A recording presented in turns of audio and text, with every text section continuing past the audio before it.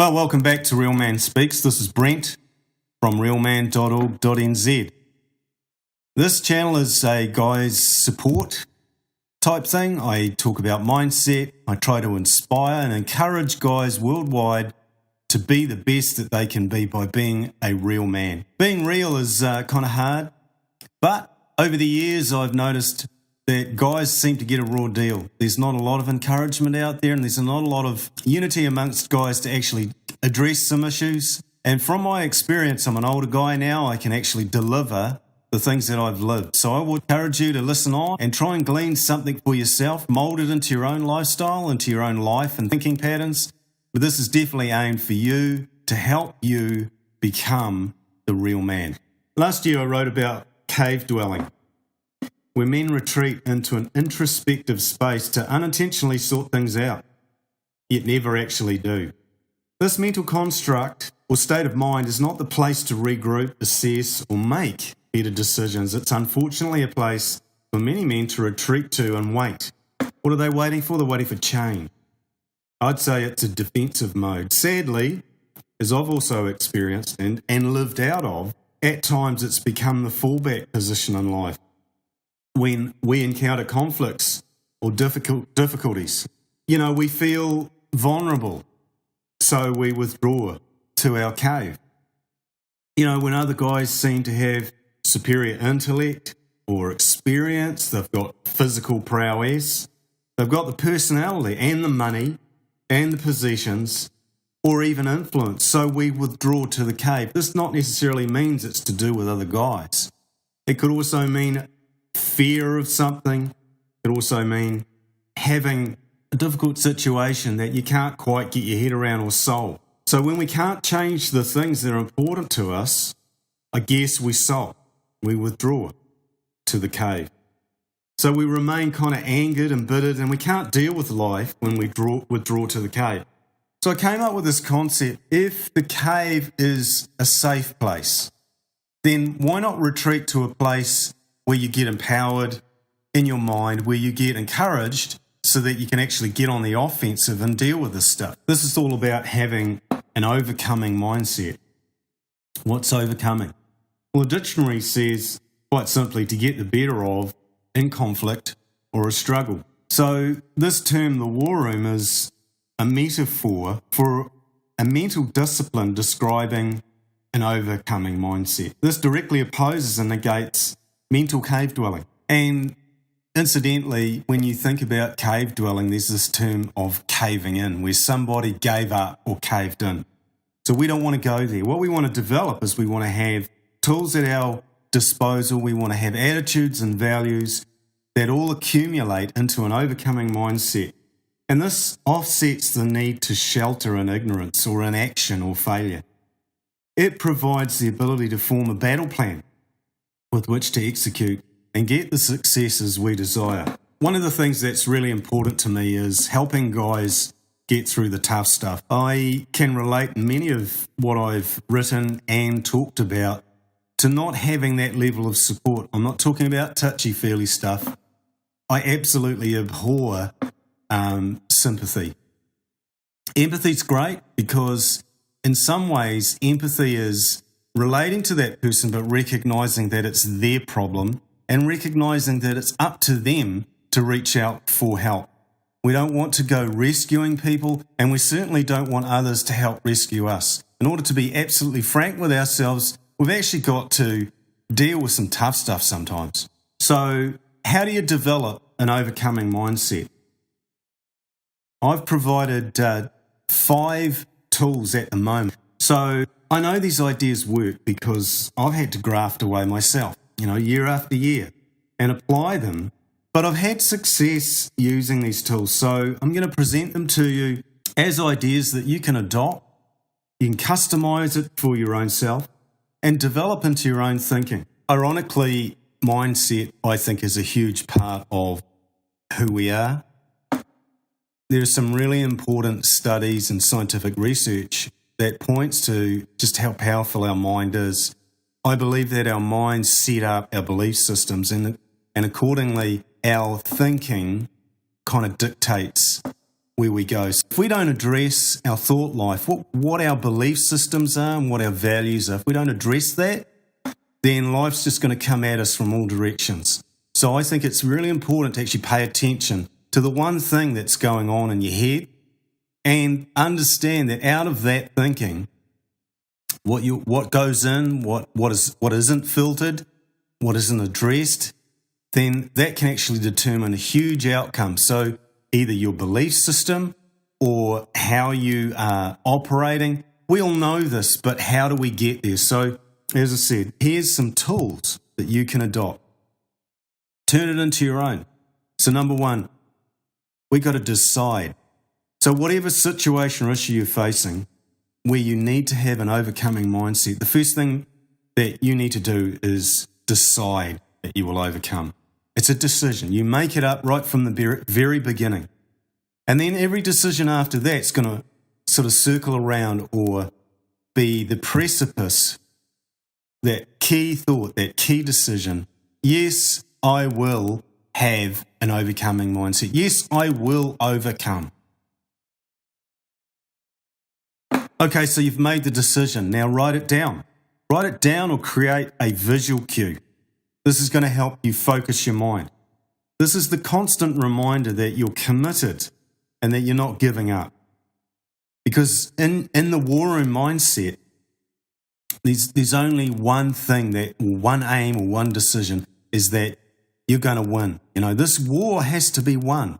There's no second best. There's no, okay, well, we'll give up some ground here and we'll allow the enemy as such to come in and just take a little bit here, but we'll defend this position. You're in the war and you're going to win. So create a visual cue. Have something on your bathroom mirror. Have it even beside your bedside cabinet. This thing that's going to happen. And this is going to lead to the need to persevere. Whatever comes your way and whatever difficulty you face affecting a positive outcome, just keep on keeping on. Just persevere. Stay committed. Chip away day by day and remind yourself, of your decision. This commitment's going to pay off because half the battle is won by just staying in the fight. Some wars are won by attrition, by just hanging in there and seeing what happens, staying absolutely committed to your decision through persevering. The other thing is you've got to get rid of self-pity. Hey, we all suffer from it from time to time. But if it's part of our mindset, our modus operandi, if it's part of who we are, then we will fail. If we don't take responsibility for our thinking, we can allow self-pity to create in us a victim mentality. If we don't own the problem, then we won't do anything about it. Hence, we're a victim. It's a nice place to be, but basically it's like referring back to the cave. We're locked in action. We don't necessarily deal with it. Why? Because we're not taking responsibility for it. So, number 5, frame the outcome.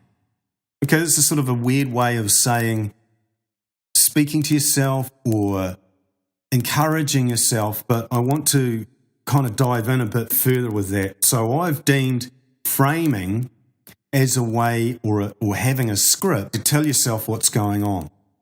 You've heard the term make it till you fake it, right? Just act a certain way and after a period of time you'll begin to believe that you're doing it and then you're actually doing it. So people have written about this kind of technique extensively.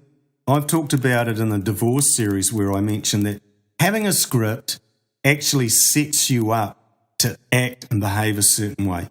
So if you verbally tell yourself, I'm going to get through this, you will get through this, but you've got to keep talking to yourself or framing the outcome. Now, this isn't New Age teaching. This is actually an important process of how we talk to ourselves. I talked about mindset being so important.